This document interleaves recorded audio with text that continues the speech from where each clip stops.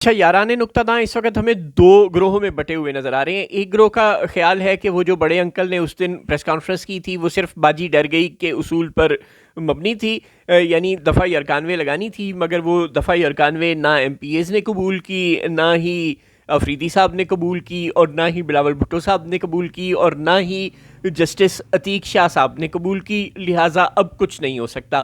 لیکن دوسرے گروہ کو لگتا ہے کہ یہ پہلی کوشش ضرور تھی کہ ان میں سے کوئی ڈر جائے، چاہے وہ جسٹس عتیق ڈر جائیں، چاہے وہ افریدی صاحب ڈر جائیں، چاہے وہ گنڈا پور صاحب ڈر جائیں، چاہے وہ 93-94 ایم پی ایز ڈر جائیں، چاہے وہ کنڈی صاحب اور بلاول صاحب ڈر جائیں. لیکن جب کچھ نہیں ہوا تو اس کا مطلب یہ نہیں کہ گیم از اوور، اس کا مطلب یہ ہے کہ گیم از اسٹل آن. اب اگلے ہر لمحے پر، ہر موقع پر اور ہر مقام پر یہ کوشش کی جائے گی کہ ٹانگیں کھینچنے کی پالیسی برقرار رہے، جیسے کہ پاکستان کی تاریخ میں برقرار رہی ہے ہمیشہ.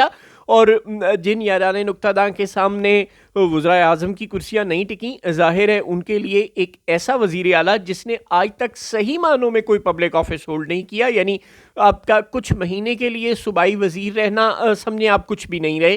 اور یاران نکتہ داں کی تو عمر گزری ہے اسی دشت کی سیاحی میں. چنانچہ یہ ابھی نقطہ آغاز ہے. وہ جو بھی انہوں نے اس دن کہا تھا وہ اپنے موقف پر قائم ہوں گے یقیناً، اور اب ٹانگیں کھینچنے کا سلسلہ جاری رہے گا.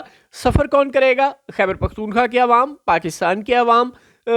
دہشت گردی اور جو مسائل ہیں اور جو گورننس جس پر وہ روشنی ڈالتے ہیں کہ وہ ٹھیک نہیں ہے، وہ ٹھیک ہوگی بھی نہیں، کیونکہ افریدی صاحب اپنے ٹانگ بازو بچانے میں لگے رہیں گے اور یاران نکتہ داں ان کے ٹانگ بازو کھینچنے میں لگے رہیں گے. اور یہ اس کشمکش میں، اس رساکشی میں بھول ہی جائیں گے سب کے سب ارباب حل و عقد کہ کہیں عوام نام کے کوئی کیڑے مکوڑے بھی ہیں جن کو کے لیے ہم نے گورننس بہتر کرنی تھی، جن کی ہم نے اکنامک ریوائیول کرنا تھا، جن کے لیے ہم نے جاب کریشن کرنی تھی، جن کی تباہ حال اکانومی کو، تباہ حال زراعت کو، تباہ حال معیشت کو، سیلاب زدہ معیشت کو ہم نے ریسٹور کرنا تھا، ریوائیو کرنا تھا، اور جن کے دہشت گردی سے ادھڑے ہوئے بدنوں کو، ادھڑے ہوئے محلوں کو، ادھڑے ہوئے مکانوں کو ہم نے سر نو تعمیر کرنا تھا. یہ سب کچھ کہیں پیچھے رہ جائے گا اور آپس کی کشمکش، رساکشی عروج پر پہنچ جائے گی.